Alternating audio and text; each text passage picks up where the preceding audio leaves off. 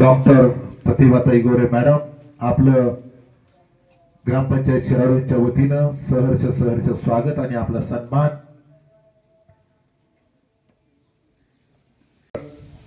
मी विनंती करतो आजच्या प्रमुख पाहुण्या आदरणीय उपजिल्हाधिकारी गोरे मॅडम, डॉक्टर गोरे मॅडम, मी आपल्याला विनंती करतो आज या शाळेच्या या उपस्थित कार्यक्रमामध्ये आपण या विद्यार्थ्यांना मार्गदर्शन करावे, एक नवी प्रेरणा द्यावी आणि एक ऊर्जा आपल्या या मनोगतातून मिळावी अशी आम्ही विनंती करतो. आदरणीय डॉक्टर गोरे मॅडम.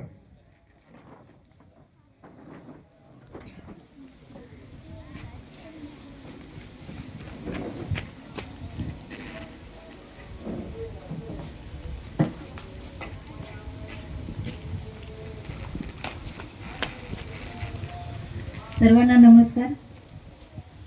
आजच्या PM श्री आदर्श हायस्कूलमध्ये शिराडोनचा जो कार्यक्रम आपण ठेवलेला आहे त्याच्यासाठी तर सर्वप्रथम मी आयोजकाचे आभार व्यक्त करते. आजच्या कार्यक्रमासाठी व्यासपीठावर उपस्थित असलेले शिराडोन ग्रामपंचायतच्या सरपंच म्हणजे आमच्या नंदनबाई, मैत्रीताई, ग्रामपंचायत सदस्य, माजी सरपंच पद्माकरजी पाटील साहेब, शिराडोनचे API साहेब, शाळा व्यवस्थापन समितीचे अध्यक्ष सदस्य, तसेच माकोडीजी, ह्या शाळेचे मुख्याध्यापक आयरे सर, पत्रकार बांधव आणि शेवटी जरी ज्यांचं नाव घेत असले तरी गोरे साहेब, की ज्यांच्यामुळे मी आज इथं उभं राहून तुम्हाला मार्गदर्शन म्हणा किंवा सत्कारासाठी इथं उपस्थित राहू शकले किंवा त्या लायक झाले असे गोरे साहेब आणि सर्व शिक्षक वृंद, विद्यार्थी विद्यार्थिनी.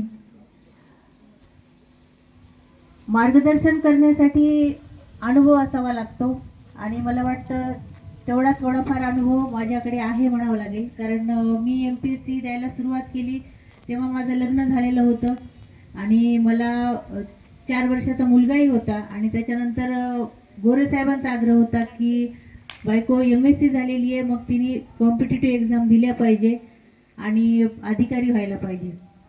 त्यांचा आग्रह होता म्हणून परीक्षा द्यायला सुरुवात केली, नाही तर माझं स्वप्न हे मात्र गृहिणी व्हायचंच होतं. अभ्यास सुरू केला आणि सिलेक्शनही झालं. 2004ला मी महसूल प्रशासनामध्ये नायब तहसीलदार म्हणून रुजू झाले. 2004 पासून 2025 पर्यंत 21 वर्षाचा प्रवास जो होता त्याच्यामध्ये 6 ठिकाणी तहसीलदार म्हणून काम केलं आणि आता उपजिल्हाधिकारी म्हणून माझं जे काही प्रमोशन झालेलं आहे त्याच्यानंतर मी जिल्हाधिकारी कार्यालय परभणी येथे उपजिल्हाधिकारी पुनर्वसन या पदावर आता कार्यरत आहे. तर ह्या पूर्ण कॉम्पिटिटिव्ह एक्झाम देण्याच्या पासूनचा आजपर्यंतचा प्रवासामधून जे काही अनुभव मिळाले त्याच्यातूनच तुम्हाला मी मार्गदर्शन करते. विद्यार्थी विद्यार्थिनींनी आपलं पुढचं भविष्य काय हे ठरवताना आता आपण काय करतो याच्यावर आपलं भविष्य पूर्णतः अवलंबून असते. जर आता तुम्ही जास्त वेळ घालत असाल मोबाईलमध्ये तर तुमचं पुढे काही होणार नाही. आता जर तुम्ही वाचन करणार, विचार करणार पुढचा चांगला, तर मात्र तुमचं भविष्य उज्ज्वल होणार. कारण आपलं भविष्य आपणच घडवत असतो, दुसरं कोणी घडवतं असं म्हणणं योग्य ठरणार नाही जर आपण प्रयत्न करत असतो तर. याच्यामध्ये आता जर बघितलं विद्यार्थी विद्यार्थ्यांच्या याच्यामध्ये वाचनाची सवय खूप कमी झालेली आहे आणि त्याची जागा घेतलेली आहे मोबाईलने. मोबाईलमध्ये मग जास्त वेळ घालणे याच्यामध्ये अभ्यासावर परिणाम होतो, सगळ्याच गोष्टींवर परिणाम होतो. त्याच्यामुळे आतापासून तुम्ही जर स्पर्धा परीक्षा ज्याला आपण कॉम्पिटिटिव्ह एक्झाम म्हणतो ते देण्याची सवय लावली तर भविष्यामध्ये तुम्हाला कुठलंही पद मिळवण्यासाठी कुठलीही अडचण येणार नाही. कारण सातत्य जे असतं सातत्यामध्ये आपण त्या दिशेने मार्गक्रम करतो की जे आपल्याला आपलं ध्येय गाठायचं असतं. त्यामुळे सातत्य ठेवा, नियमित अभ्यास करा, वाचन करा आणि जी काही आपल्याला शिकवण दिलेली आपल्या राष्ट्रपुरुषांनी. आपण म्हणतो की आपली ही भूमी जी आहे विशेष करून मराठवाड्याची संतांची भूमी आहे, आपलं राष्ट्र जे आहे भारत राष्ट्र हे सगळं महापुरुषांचं राष्ट्र आहे. तर यांची शिकवण कधीच विसरू नये मला असं वाटतंय. यासोबतच आपले जे काही गुरुजन आहेत त्यांचा आदर्श घेऊनही आपण आपलं काम केलं पाहिजे आणि आपण आपलं आचरण केलं पाहिजे.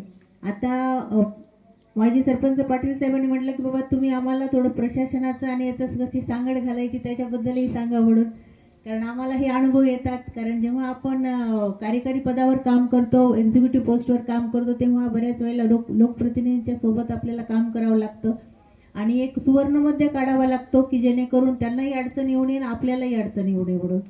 तर अशा प्रकारे सुवर्णमध्य काढूनच पाटील साहेब मी 5 ठिकाणी तहसीलदारकी केलेली आहे.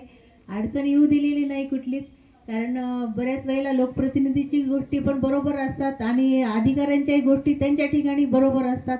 मग याच्यामध्ये मधला मार्ग काढावा लागतो आणि पुढे जावं लागतं जेणेकरून कोणाचंच अडचण येणार नाही, कोणाचं मन दुखावणार नाही म्हणून.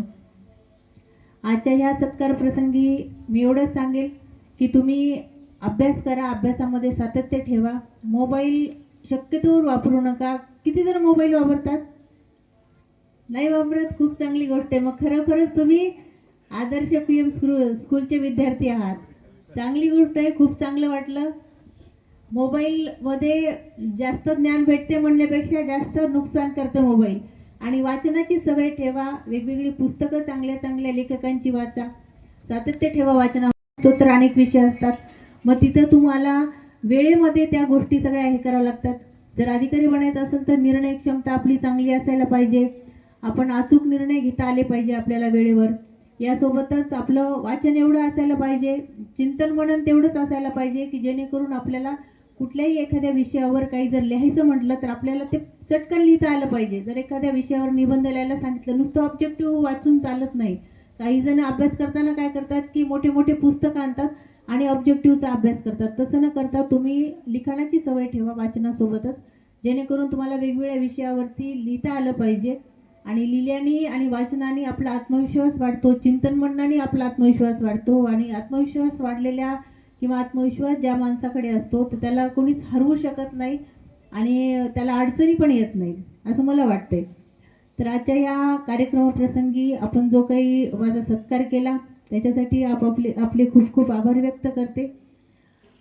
आपण शांतपणे माझं म्हणणं ऐकून घेतलं त्याच्यासाठी आपल्या सगळ्यांचे आभार व्यक्त करते आणि इथंच थांबते. धन्यवाद.